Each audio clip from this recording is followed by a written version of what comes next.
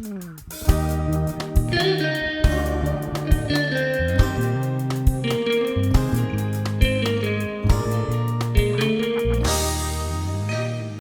and welcome to Axumawian Media. My name is Melat Habtu and I'll be hosting Inside Tigray, a show that will give you a Tigrayan perspective on global, continental and statewide affairs. Please tune in and listen and engage and participate for constructive and insightful discussion.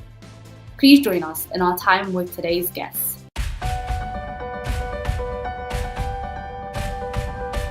Hello and welcome to today's show. Thank you for joining us.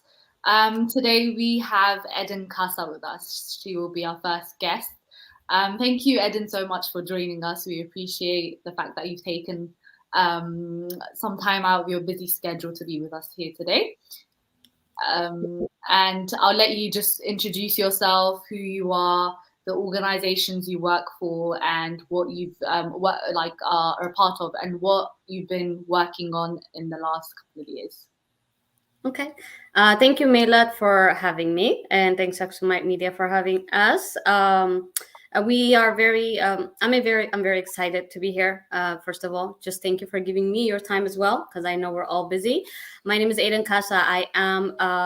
I'm from the U.S., from Virginia. I am one of the founders for Legacy Tigray Advocacy team, who have been advocating for the past year and a half, almost 2 years now, since the start of Tigray genocide. So most of my answers will be from the advocacy standpoint today. And I'm also the program manager for HPN for Tigray. Nice. I mean, we've crossed paths a couple of times before, so I know all the great work that you and Legacy and HPN do. So thank you so much for that. So shall we proceed? I'll begin to ask you your first question. So one of the questions that I wanted to pose to you is the fact that our advocacy has evolved. I mean, advocacy always evolves because the needs of the people always change. The needs of the people you advocate for is ever evolving and ever changing. Therefore, you have to follow along with that change. And I mean, with our situation in Tigray, we've clearly seen some new developments, especially in the last couple of months. So how has this affected the advocacy in the diaspora, in the organizations you work for, and just generally from the observations that you've made? How have you felt like the advocacy has evolved? So it has changed. As you said, it has to evolve, and just based off of the need, that's basically it. And so far, I've seen a little bit of division. I've seen anger. I've seen a bit of confusion and lack of direction. But it's changed for reasons. As I said, like most of us already here, at least most of us have already read the COH agreement and have tried to understand exactly what it means and what the possible outcomes might be, but also what it means for us, what it means for the people of Tigray, and what it means for the future of Tigray. So honestly speaking, we can't really truly predict what the outcome will be, because we do have many obstacles and variables that are so intertwined that, you know, there's no way of fixing one part of it without really changing or shifting the outcome of the other. So the advocacy of diaspora has always been bringing like peace and justice and accountability. That was the end goal. However, there are many pathways to get to that point. So making sure that, for example, from Legacy Tigray Advocacy Group standpoint, we've been advocating for the entire year on the siege, raising awareness that the siege and the blockade on Tigray, since then, it has been one of the main huge part of what Tigray genocide is, the main tactic of it. The majority of civilians who have died due to lack of medication and lack of food has been because of the siege and the use of starvation as a weapon of war, food as a weapon of war, and also the intentional man-made famine that we're seeing right now is the siege and the blockade. And that is why it killed many people, or still is killing many people right now. So for the past, basically, 2 years, and or plus that, the siege is what I've been calling it, the silent killer of Tigray genocide, because it is basically the perfect crime to continue to do so without really showing or making a huge sound, right? So guns are loud, drones are loud, but siege is very silent, it's very quiet, and that you can continue to do so without really making so much of a noise, I guess, in this aspect of it, and it's perfect, right? So that is why, and I think whenever we are hearing and we're reading articles that says the hidden genocide, or the unknown Tigray genocide, or the unknown Tigray war. And I really believe that people are calling that should be the hidden part of it, is the siege. I think the blockade is the hidden part of it, and that Tigray genocide is not really hidden. It's just very silent, in a way, because of that siege. So the advocacy of the diaspora always have been, honestly, about the justice and accountability, and also bringing peace to the people of Tigray. But again, we can get there in different ways, and it will take time for us to get there, but not bypassing the obvious things that we're seeing right now, right? So the changes that I see in advocacy, especially in the diaspora, I've been saying this, and I'm sure a lot of people may disagree or may like it or not hate it, but we do need to check ourselves. We need to see the obvious things. We need to ask the obvious questions. We need to ask our families. For those of us who were very lucky enough to speak, especially this past week, with some of our family members, right? Like, basically nothing really has changed, right? The fact that we've spoken to our families is great, but nothing really has changed on the ground when it comes to addressing the human rights violations, the international humanitarian law, or the international refugee law. Nothing has changed. So because of that, the problems still remain as if, as it always has been. So advocacy should remain as well. Since nothing has changed. And I've read and heard many people really opinions from the fact that from diaspora, but without really putting in the work, and without really continuing to push on that fact that we've been doing on that same road that we were going. We can't really see results. It will not change. So it will evolve, but it will only evolve if we are willing to see the obvious things and to ask the obvious questions.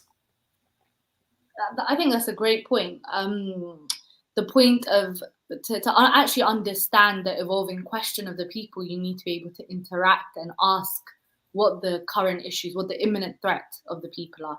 So it should make advocacy easier, right? To be able to, for us to speak to family members and to see what their needs are. And I think the important thing that you mentioned is also the fact that we seek justice and accountability. In the conversation about justice and accountability, I think when we go to the developments that I was speaking about earlier, in November, there was a peace agreement of the cessation of hostilities that was signed. So from that framework, that agreement kind of suggests that transitional justice will be delivered under the scope of the Ethiopian constitution and the African Charter. What are your views on this? And a lot of the advocacy work that we had essentially done before, and a lot of the fundamental work done before, was to bypass these frameworks, because these frameworks did not serve the people of Tigray. These frameworks did not stop a genocide or a siege from unfolding. So what guarantee do these frameworks actually give us? And do we have to, for example, push back against these terms that are in the agreement, because we don't feel a sense of security through transitional justice through the Ethiopian system or through the African Charter? Or is it something that you believe that we should endorse and push forward? So this is a very hard question, but also a very important question, in all honesty. But again, I think that this question can only be answered after the basic necessities have been provided to our people, in all honesty. And I've been, no matter of it, I don't really like speaking on the politics of it, but this comes from the anger and lack of direction that we just mentioned earlier, and justice and accountability as being the end goal. Yes, but we can expect that to happen after, again, our people have been given their voices back. We've been saying voice for the voiceless of people of Tigray. And so there is no voice in Tigray. Right, you and I, we are here in, outside Tigray, that we can see, we have the time to analyze and to see every possible outcomes, and trying to say or question everything and anything under the sun. However, people, families in Tigray who we have spoken to, I don't know if you heard that, but I've heard it many times where they said that we can finally breathe. That, to me, that's huge. That's huge, because I can't put myself in there, but I used to be there, and I'm just only asking the diaspora team to actually put themselves in that position and their shoes. So what has happened in Tigray still is happening in Tigray. Without a doubt, it is a genocide. Right, without a doubt, it's not fair. Without a doubt, it is not something that will be forgotten nor forgiven. Right, and what's happening in Tigray is very offensive, very inhuman, very unethical, and also very unacceptable to deny such violence that the whole region has already has been experiencing for the past 2+ years.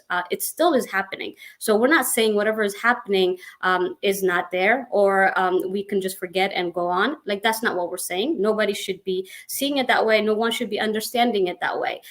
Again, justice and accountability can only come, or the transition of justice that we're speaking of can only come once the people of Tigray can speak for themselves. Like, they need to speak for themselves, and we need to allow the people of Tigray to speak.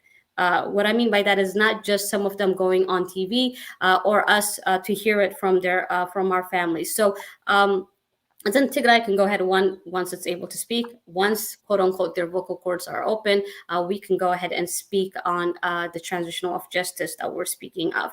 With that in mind, though, there are many political issues and also policies that we do not really understand, and we cannot really.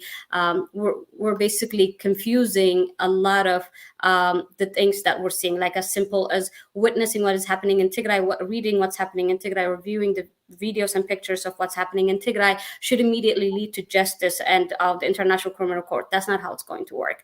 And I think our people, this may be our first time. What I mean by that is not like the experience of what we're seeing, but just this advocacy as major thing that we're seeing. It's our first time.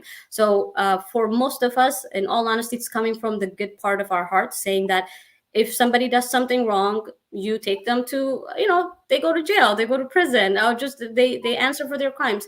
That's not going to be as simple as that for us right now, especially when it comes to this a very complicated situation that we're seeing. Yes, genocide, yes, crimes against humanity and war crimes, and really huge, gross human rights violations. But it's going to be a delayed process. It will take time. It will be, again, up to the people of Tigray to seek justice, in all honesty. And I think for us, justice should not be coming before the basic necessities. And also, we, the diaspora team, should be a support for the justice that the Tigray people who are there, would be seeking for, right? So we are the support rather than we are the ones, angrily making choices right now that we're seeing, especially from the feedback or also the push that we're seeing from the diaspora.